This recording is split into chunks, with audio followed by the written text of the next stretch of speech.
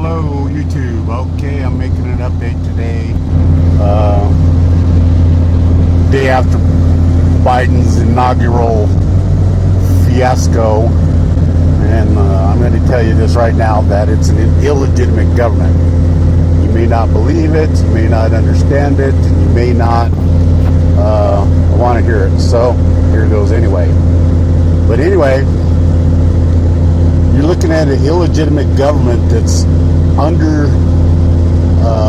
occupation in the United States, in Washington, D.C. The military has got Washington, D.C., which is a feral state, which is something that's been happening all over the country. Seattle, Michigan, Georgia, wherever, this is not the point. The point is that you've got 30 days. That's exactly what's happening. I was pushing for a civil war, but it looks like Trump has found the best way to do this, and it's really kind of got me pissed off because I didn't see this coming. I don't think a lot of people seen it coming. I don't think they'll ever understand how it's working out, but under the Code of Military Justice, under 11.3, the military takes possession of a government that is illegitimate and will control the United States. So it's under martial law if you really want to think about it.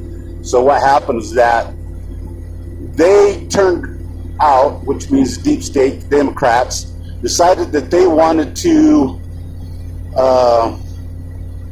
call in because they wanted to protect themselves. They were afraid that they were going to be, this was going to be civil war. That's what they were pushing to do. That's why they used the false flag during Trump's speech and whatever else was going on there. But anyway, I digress, like everybody else says. Oh, I hate that word.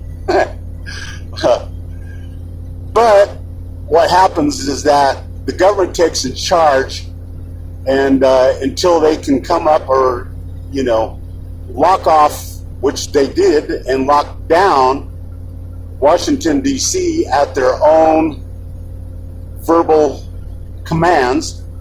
So now that they're locked down, they can't escape. We've got Coast Guard cutters running up the Potomac River, so they can't escape by water.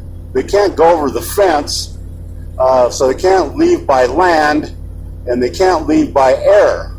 So now they're locked down in their own prison until the U.S. Marshals that were appointed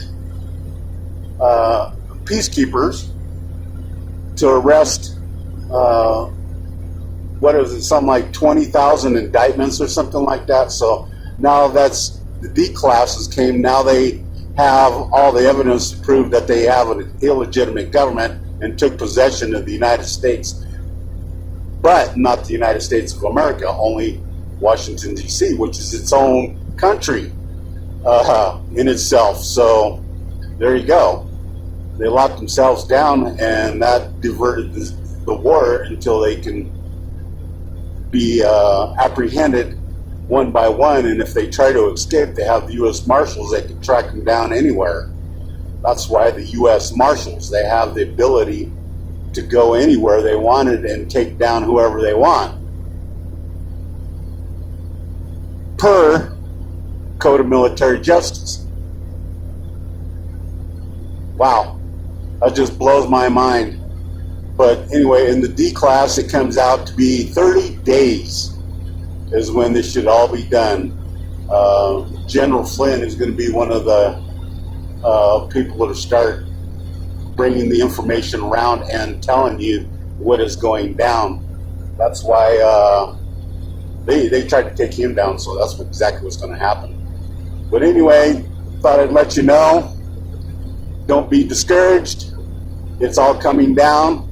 May not be the way you wanted it, but it's going to happen the way they're going to do it, and whatever the military does with it is yet to be seen. But we all know that Guantanamo was set up for a reason. First of all, they're going to have to be tried in the United States before they, or preliminaries before they head down to Guantanamo and then are executed for treason. That's the way it happens. You guys have a good day.